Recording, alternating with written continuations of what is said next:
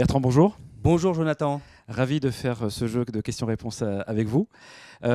Côté bancaire, vos stratégies monétaires sont extrêmement plébiscitées actuellement. Pour exemple, votre fonds OFI Invest ESG Liquidité est arrivé deuxième dans le top collecteur des fonds Intentiel Patrimoine sur le mois d'avril 2025.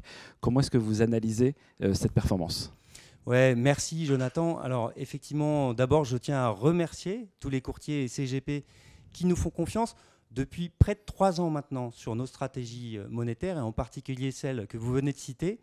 Alors en bancaire, c'est vrai qu'on n'a par nature pas accès aux fonds euros, hein, et l'offre monétaire, et en particulier celle d'OFI Invest Asset Management, si elle n'est pas garantie, offre quand même une solution aux partenaires conseillers en gestion de patrimoine d'attente.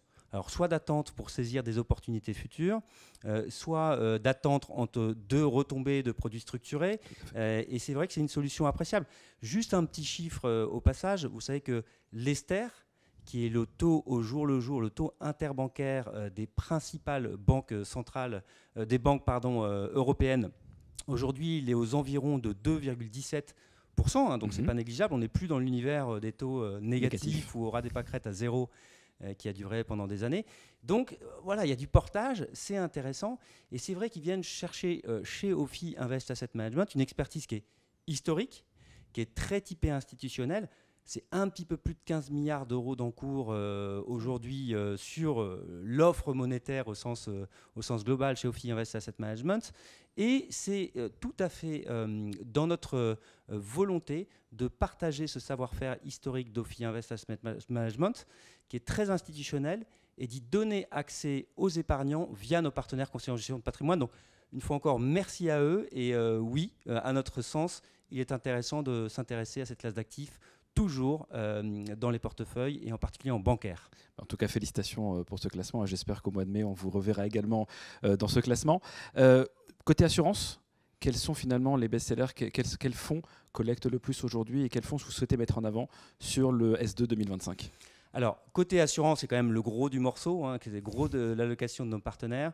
Rendons à César ce qui est à César. Les deux grands collecteurs aujourd'hui sont d'abord les produits structurés et les fonds euros qui sont encore boostés par la plupart des assureurs aujourd'hui et qui sont des offres qui sont plébiscitées fortement par nos partenaires conseillers en gestion de patrimoine.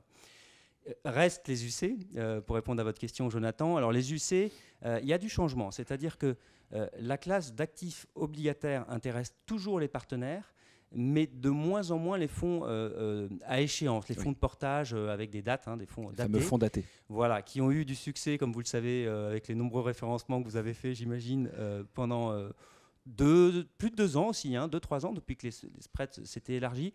Là, ils ont moins de succès. Et il y a plus de demandes de nos partenaires sur des fonds obligataires dits non contraints, donc flexibles, opportunistes, qui peuvent maintenant avoir un terrain de jeu même mondial, hein, et d'aller chercher tout type d'obligations. Et ça, c'est vrai que chez OFI Invest Asset Management, on a les équipes, le savoir-faire, là aussi très institutionnel. C'est un marché de gros qui nécessite des équipes, des analystes, nécessite de pouvoir négocier avec des volumes.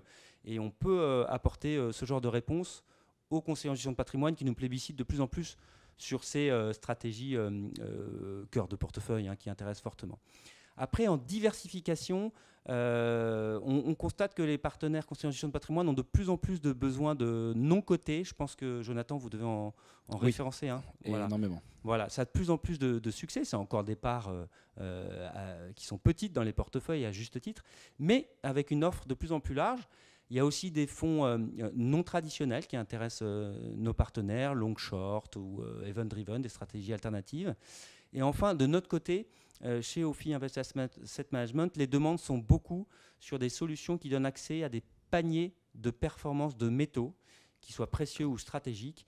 Là aussi, c'est un savoir-faire très spécifique à utiliser en parcimonie, hein. Ce sont des stratégies qui peuvent amener plus de risques, hein, dans les portefeuilles évidemment, mais qui intéressent les partenaires, surtout sur des sujets de diversification par rapport aux actifs plus classiques, actions, obligations ou autres classes d'actifs plus classiques.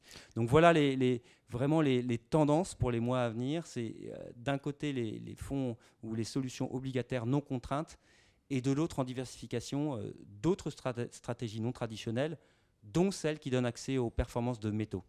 Écoutez, du monétaire, de la diversification, des matières premières, vous couvrez un champ énorme de possibilités. Bertrand, merci beaucoup et très bonne journée à vous. Merci, à bientôt Jonathan, au revoir. À bientôt.